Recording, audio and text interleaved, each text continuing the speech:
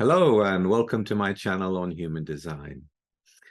Today we're going to look at things in a rather different way than I normally do. I want to include some of your comments from the previous video, and thank you for your comments. They're really interesting to read and to hear where you're coming from and where clarity is needed. I want to talk today about the value of human design. I want you to think about us as being like a mold. We're born in a mold. We have a certain framework. The framework is depicted in a two-dimensional chart, your human design chart. But imagine if it really was a mold, if we were clay of some sort, soft to begin with and malleable until we begin to set. It's that time when we're very young, when we're receiving all kinds of information about what the world really is about, what we should do and what we shouldn't do.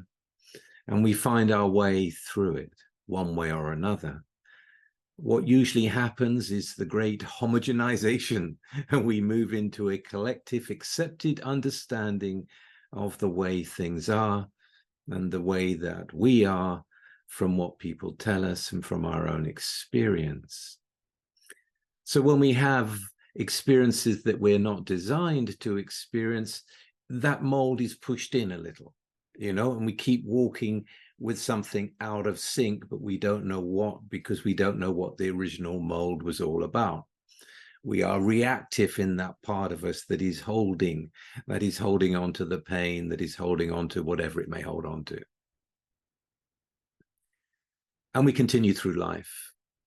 And as we continue through life, it usually gets denser and more solid. And life is lived in a predictable way. And predictable conversations take place. And we become like the mannequins of something that is not really alive in the way that it can be. Now think about what we're made of. We're made primarily of water. The mold is full of water and it wants to flow according to its natural nature. And the nature is described in the chart. So when you first come to human design, it's like, wow, that's me. And there's this mental identification with the truth that is put forward in words. And that's the beginning of the process. And we're all in that process. It's a process of remembering. It's a process of coming back to the original mold, but not to be identified and caught in the continual analysis of who we are, getting lost in the psychological side of it. And trying to find out, who we are based on what other people describe. It's not about that. We're water. We're here to flow into what we actually are and to be alive in that, to be in our own flow, whether we have the fifth gate or not. So it's really about understanding that you need to have two things in order to really get to the magic of what's in that chart. Two things. And the first one is some education, an education of the general principles of what the centers are and what the channels are and what the gates are. And I provide that in my on my website, humandesigncourses.com. And there are 55 hours of training, which will take you through all of that in a very solid and clear way with lots of examples and illustrations. But it's more than that. That's not enough.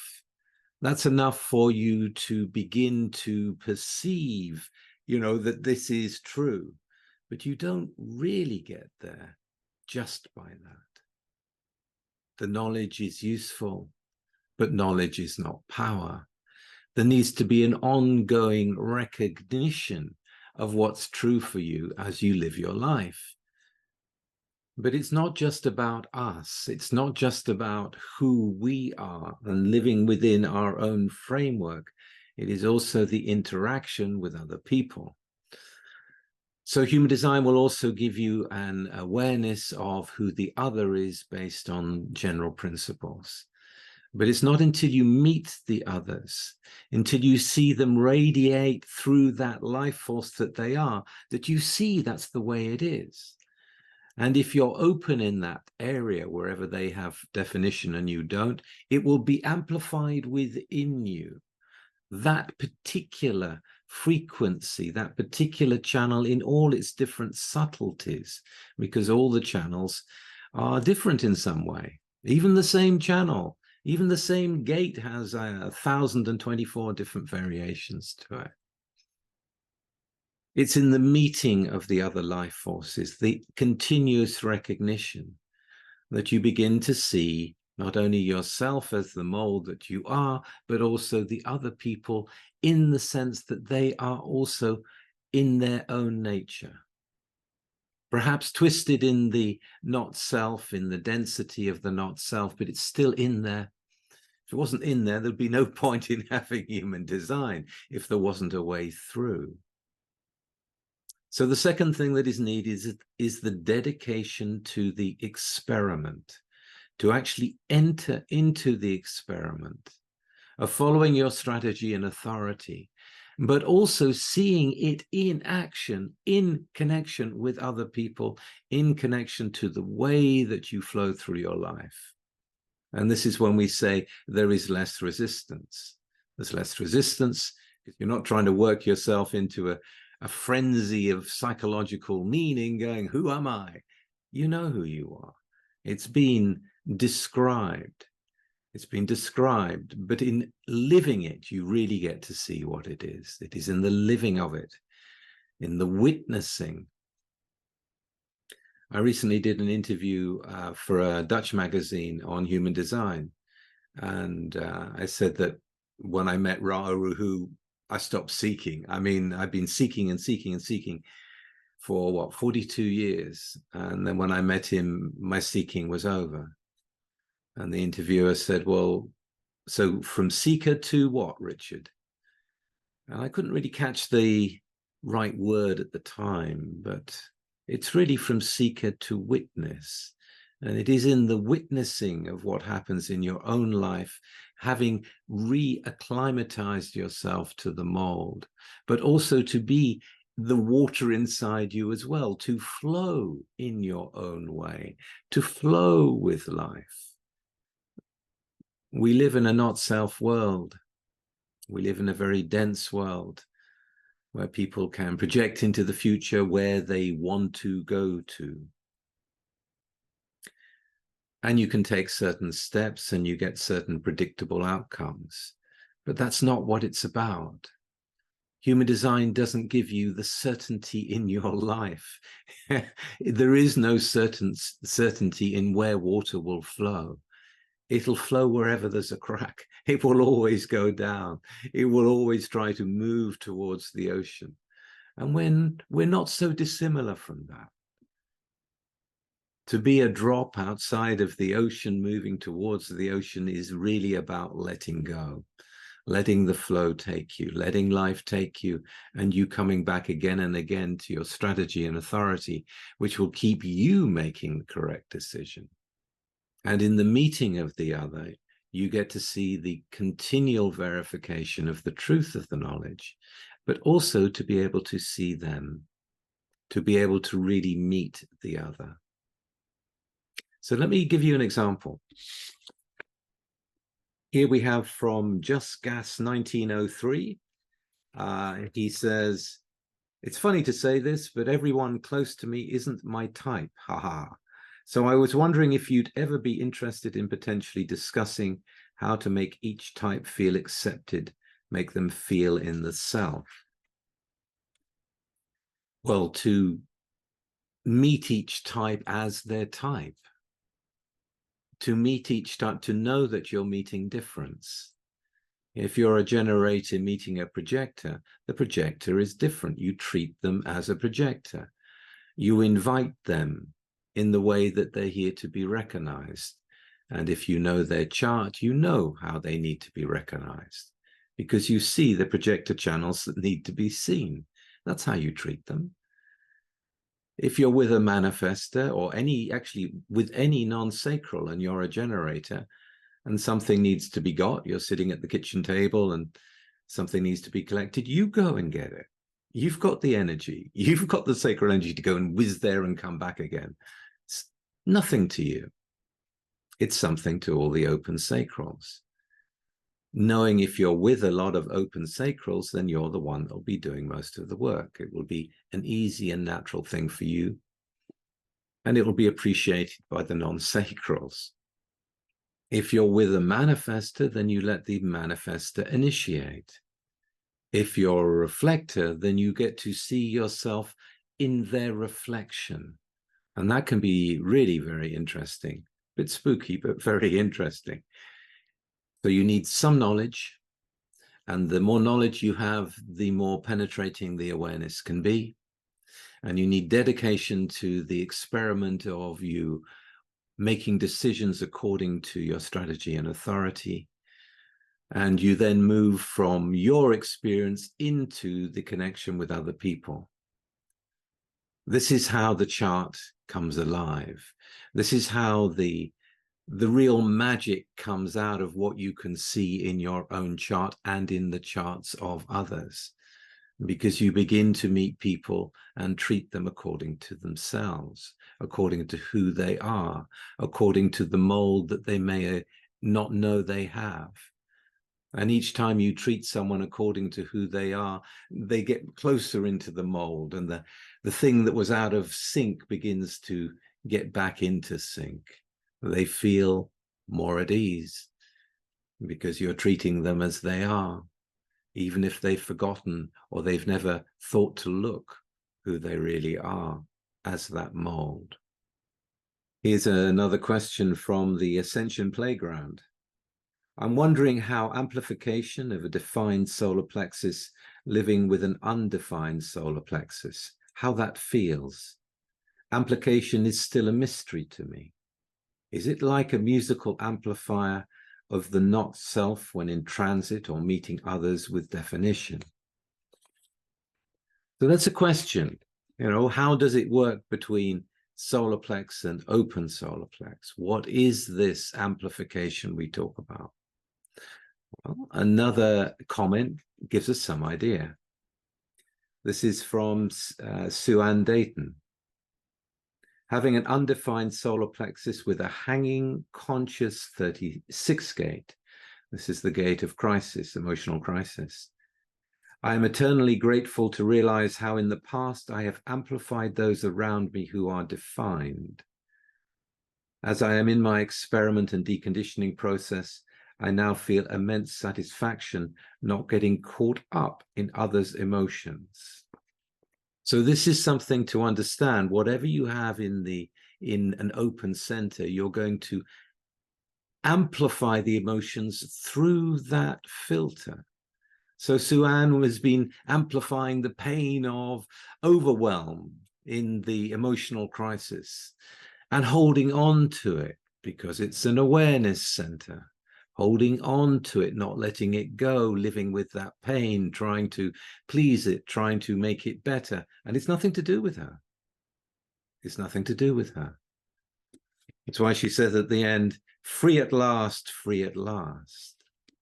But she knows, and I know, that she's free at last in the writing of that until she meets another emotional system. And then it comes up again. She can recognize it now. She gets closer and closer to letting it go in the moment as it's happening. It takes time. It takes time. It's like water. When you stir it up, it's all muddy and there's a lot of chaos and confusion and mess. But if you let it just be, and it's still, it will sink down. All the bits will sink down and it becomes clear again. This is what it is to wait out the emotional wave, to feel all the chaos, to feel all the confusion, to feel all the ups and downs until you eventually get to that point where you know whether you'd rather do it or not. This also addresses the question of Charlie's 74. Emotional projector here. trying to accept my lows and highs when they come, rather than berate myself or wonder why I am so up and down all the time. It feels good to be able to finally let myself off the hook and let it be. The thing I struggle mostly with is planning, especially social events. No truth in the now. I never know how I'm going to feel until right on the day itself, and if I'm down in my wave, it can be the last thing I want to do. Then again, being with the right others can sometimes lift me out of it. It can be really hard to navigate my hermit tendencies, yet need for interaction. So the authority is the thing to follow. When you're trying to plan something as an emotional being, you don't know how you're going to feel. But in thinking about it, in allowing the feelings about it to pass through you, you eventually get down to that point where it is clearer. And when you get to that point, it's really, as an emotional projector, it's like, well, look, there's life force coming in. Projectors can be desperate for the life energy. There's life force coming in. That's a good thing. Can you handle all the chaos that it brings with it? Well, you don't know till you really feel into it. And when you do, it's like, yeah, I want the energy, I want the people, I feel like connection. And when you feel that really deeply, that feeling, that clarity stays with you because it is how you feel. So on the day, whether you're up or down, to connect with that clarity because it's the truth will make it the right thing for you. Because here you are around people. Here you are receiving the life energy. And because you felt into the whole thing of how it may go and what may happen, however it's happening, it's happening. And you're clear that you want to be there, even if you're low in your wave. And indeed, there will be things that happen for you then as a projector, where you will receive the right invitations because you waited until you were clear to select the day, to select the people, to really plan it according to the clarity that you came to. This is how you get to the real magic in the design. You take some of the information, you follow the directions, but you don't know exactly how it's going to pan out. We don't know what life is going to bring us, but we do know what our mold is. We do know that we can relax in being ourselves. And it's a continual learning. It's a continual process. It's a flow out there. Not a mold sitting on a table, a mold in life and letting life flow through and moving with it and growing with it and expanding with it and living the life according to our nature. Here's another comment from another viewer. Being a manifestor with the 35-36 channel, with the 35 being unconscious and the 36 on the personality side, I agree with the way you explained the emotional wave. Feelings come and go. They ebb and flow. There are highs and lows that don't have any rhyme or reason. It certainly feels like the wave of a crescendo, like you said. Now, how could I, with a completely open emotional center, describe it in that way? Because I've felt it in that way. I've amplified it in myself again and again and again and again and again and again. It is in the repetition of meeting the different waves, or the same wave in different people in different frequencies, that the wisdom grows.